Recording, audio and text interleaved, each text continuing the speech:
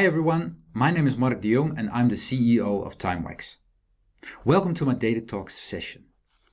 In this session, I'll be sharing why we chose Cumulio, how we implemented it, and I'm going to give a small demo, and what we learned. But first, let me tell you about Timewax. Our mission is to give project-based companies a handle on time. So our clients are typically IT companies, advertising agencies. They have projects on one hand and resources on the other hand. And those resources have valuable time. And the question is how to best manage that. That's where we come in. And we help them save time, because instead of having spreadsheets where you do the planning and share them, we do that with our system, which seamlessly communicates to all people. We increase delivery of their projects and we increase the utilization. Now, this is already where Cumulio helps us in saving time, because before we did not have a BI tool which led our customers to download data from our system and then make graphs in Excel sheets. But now they can do that straight in our system and thus save time.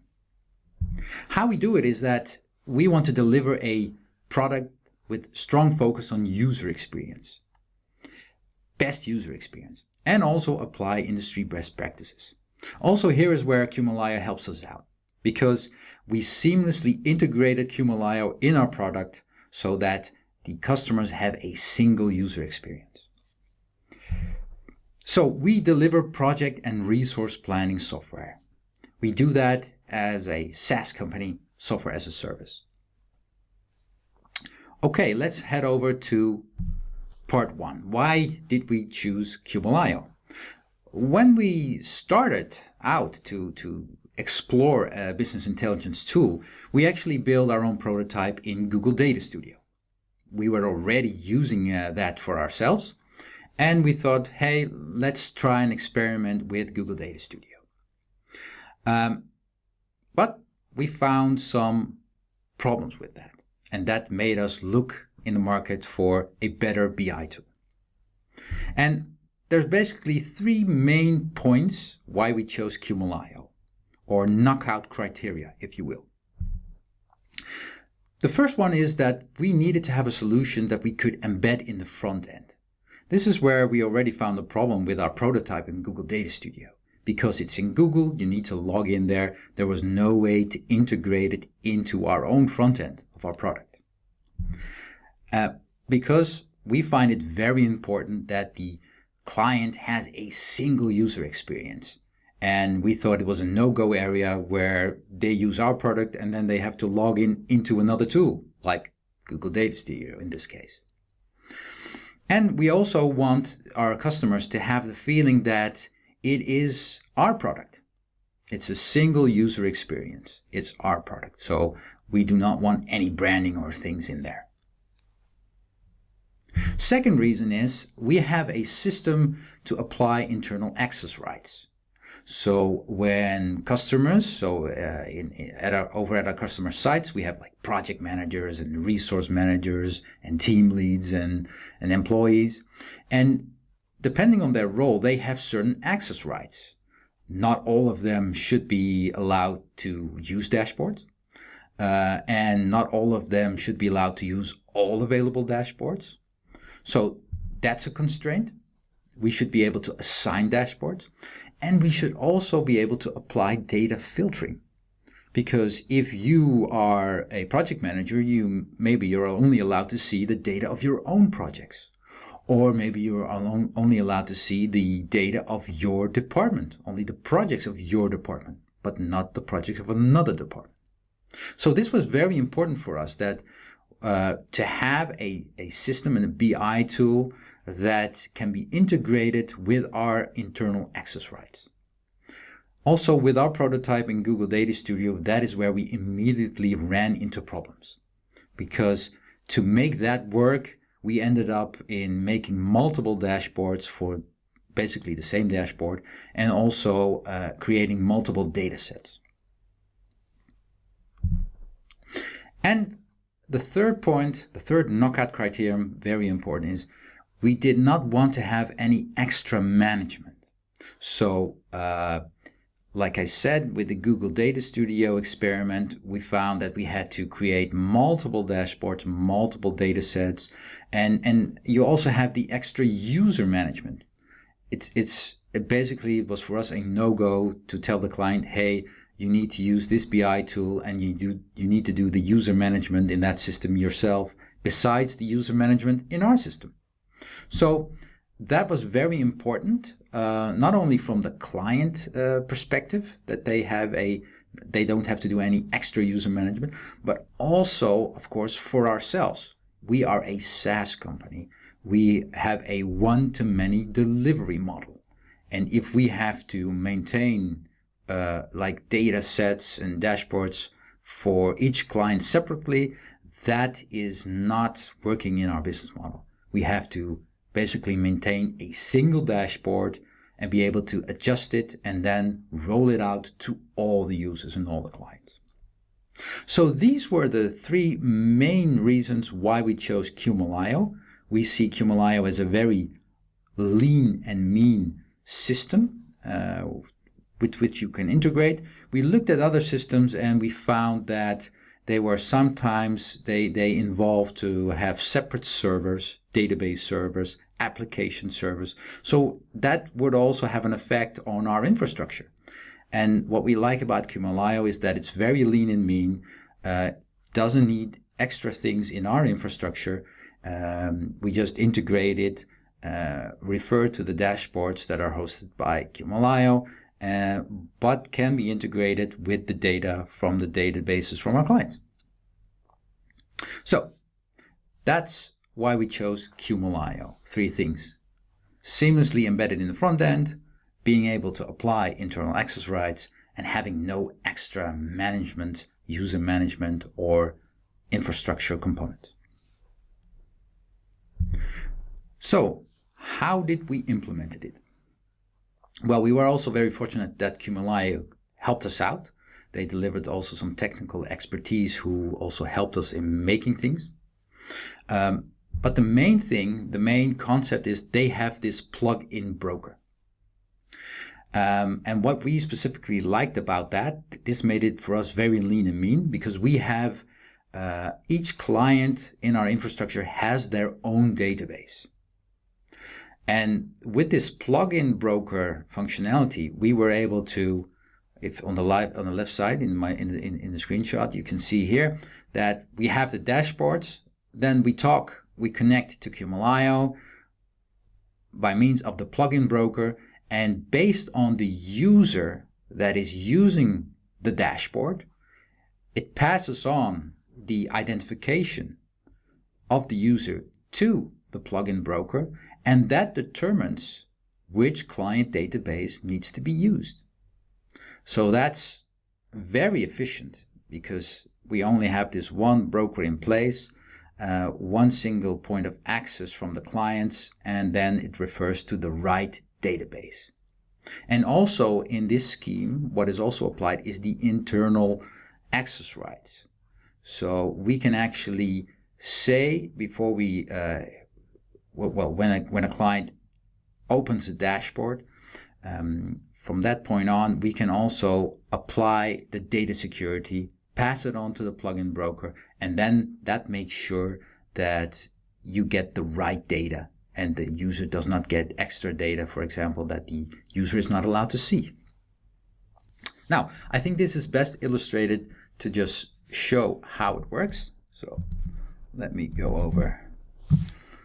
So here you can now see our product. I'm obviously not going into all of our features, but we have built on our side a page which we call Analytics, and this is the Analytics page. And here's all kinds of dashboards. So of course we created our own artwork, and the dashboards that I'm seeing here, they correspond to a single dashboard, all of them to a dashboard in Cumulio, which we manage in the backend. But the clients are able to determine through user profiles which dashboard a user is allowed to see. So I'm seeing quite some dashboards here, but other users will maybe typically see, well, 4 or 10 or just 2, depending on how they set that up. I'm going to look for a certain dashboard. So let's take this project budgets versus actuals. So now, in this case, I get a pop-up, and as a project manager, I am able here to select a project. And then, of course, I am now only seeing the projects for which I am allowed access. That's one way of doing it. I select the project, and then we pass it on to Cumulio. And in that case, what happens, the dashboard will only fetch data from the database for that project. So that's also very efficient. So it's not retrieving all the data and then applying a filter. No, it's passing this project and it's only retrieving the data for that project. So that also makes it, from a performance point of view, makes it very efficient. I could also not enter a value, leave it empty, and then it retrieves all the projects that I'm allowed to see. So not all the projects, but it looks at the projects that I'm allowed to see. So what we're doing here with the plugin broker, we're passing on variables, so like a data set, and we're passing on also variables that determine in the data set which projects should be fetched.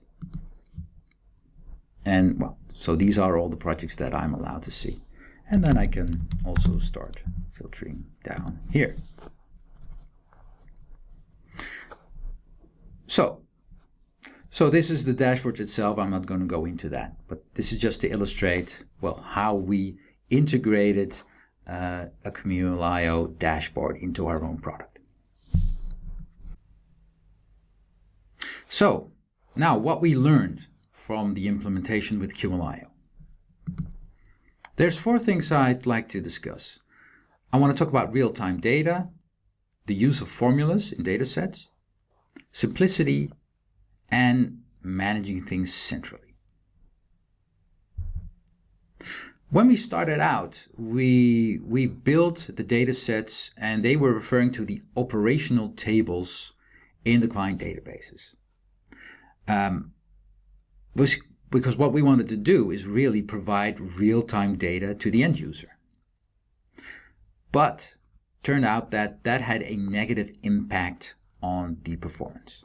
Because if you do your querying on operational tables, obviously your queries will become more complex, because you need to grab this from that table, then you need to add more master tables to also show certain master data.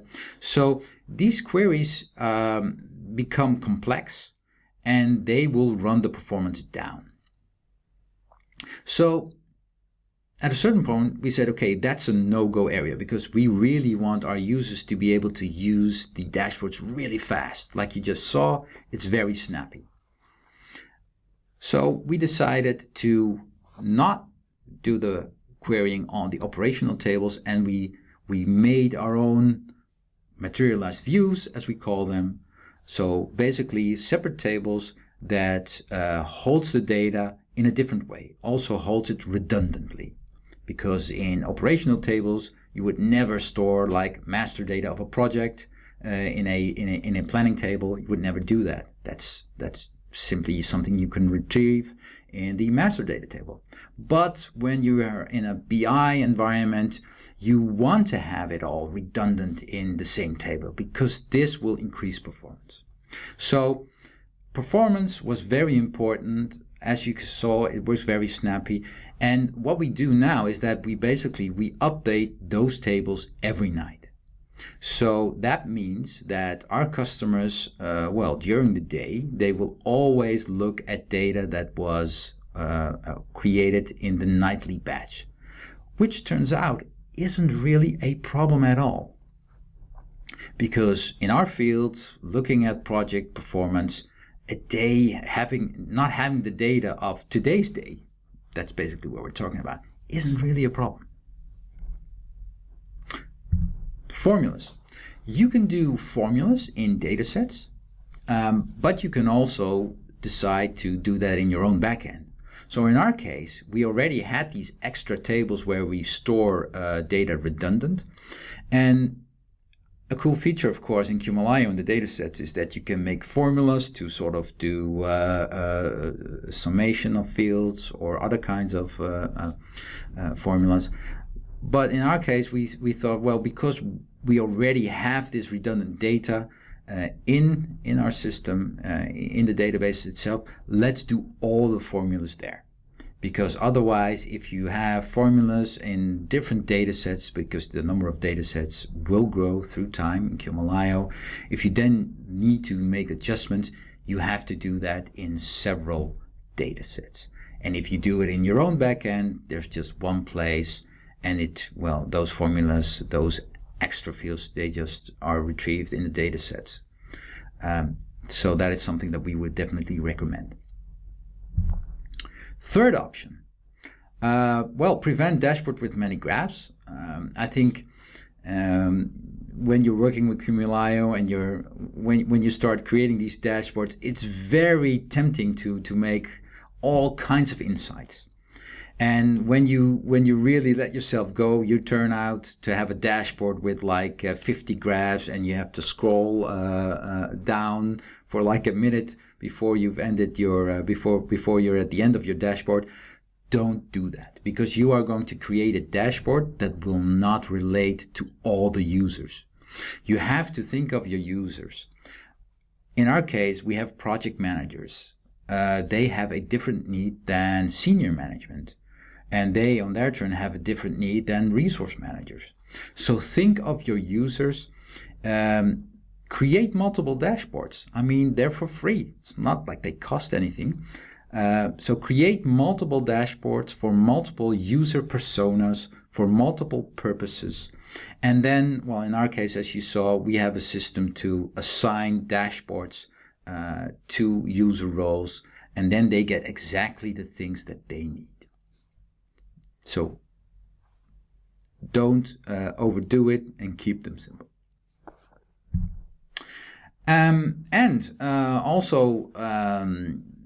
What we believe in is that we create the dashboards. Initially, when we started, we thought, hey, wouldn't it be cool if our clients could create the dashboards themselves? And actually, when we started this project, I was talking to a colleague, CEO of another software company. They actually did that. They allowed their customers to create the dashboards themselves. But they said that was a mistake, because they are also a SaaS company. Their clients went wild. They created lots of dashboards. All those customers did, which resulted in like a gazillion dashboards. And then when you have an upgrade, when you need to change something, that can have an effect on all those dashboards created by the clients. So that's going to result into an unmanageable situation. And after all, we're a SaaS company. We have to keep things manageable. So we decided to create the dashboards. We create default dashboards. We don't let our clients do that. And if clients have a specific need, we also have the option to sort of make a custom dashboard for that client only. Then we make a custom dashboard, and that will only be available in their environment and not for other clients. Okay, so these are the best practices as we see them and what we learned. And that is actually the end of my presentation. We have some room for questions, but anyway, I just want to thank you for your attention. If you want to connect with me, you can send me an email at mark@timewax.com. I'm also on LinkedIn. So that's it for me, and let's see if you guys have any questions.